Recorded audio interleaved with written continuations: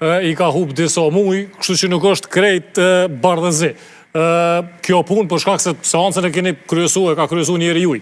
E dyta, kur po thoni jeni të bindur, dy faktorë tash janë interesante. Para është dalja, partitë opozitare e kanë pas, ose pranojnë jo zyrtarisht, që ja kanë huq parashikimeve sa njerëz kanë me dalë në zgjedhje.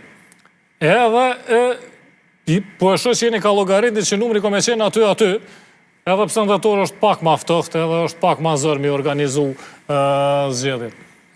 Fillimisht jam plotësisht dakord me ty që asnjëherë asgjë nuk është bardhëzi, sepse jeta nuk është bardhëzi, dhe gjithçka që ndodh në jetë, rrjedhimisht edhe politika, është gjithmonë e nuancuar.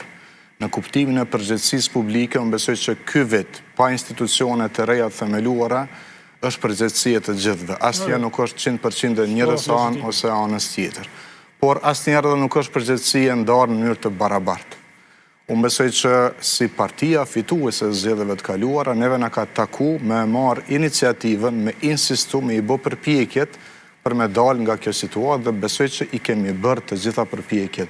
Edhe në raport me konstituimin e kuvendit, ku i kemi ftu partitë e tjera për dialog, për bashkëpunim, për zhbllokim të situatës, ndërsa ata që kanë insistuar në marrëveshjen e pako, i kemi ftu edhe në themelin të qeverisë, domethënë me dy hapa, fillimisht kuvendi, pastaj edhe qeveria, por qëndrimi ka qenë në blok kundër lëvizjeve vendose, kundër çfarë do bashkëpunimi, pra po them në kuadër të këtij skenarit të tyre që me dobësu lëvizjen vendose. Edhe kjo është e nuancuar, edhe pse shumë më ka preferuar që në minutat në vazhdim me fol për program edhe për të ardhmen, po e nuancuar është që duhet me ju dhënë merita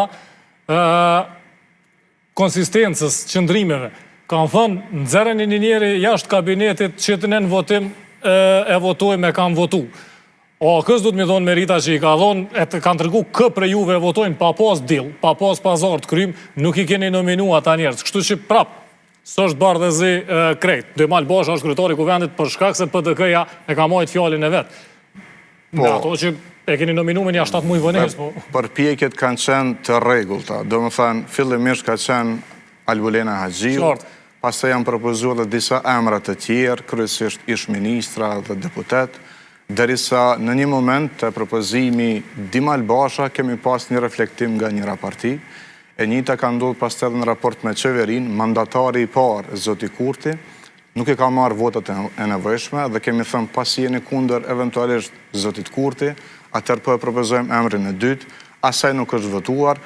Unë besoj që edhe ato lëvizje eventuale që kanë ndodhur, sikur që për rastin e zotit Demal Basha, nuk kanë qenë të sinqerta, sepse konstituimi i kuvendit është vetëm një hap drejt formimit të institucioneve që dalin nga të zgjedhje.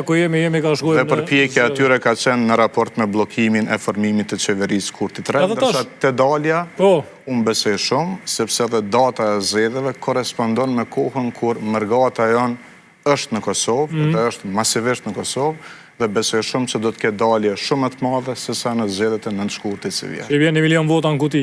Unë besoj që mbi 1 milion do dalin. 3 çështje që çdo zgjedhje i dashur me i adresu. E para, shpesh po flas, lehtësinë me cilën kryetari vendosjes kryeministri në detyrë fliste për mundësinë që të kemi zgjedhje edhe në dimën edhe në pranverë. Parashikte një blokadë tek çështja e mandatit presidentes edhe nevojës për president ose presidente të re edhe parashitës zgjedhje edhe atëherë. Arben Gashi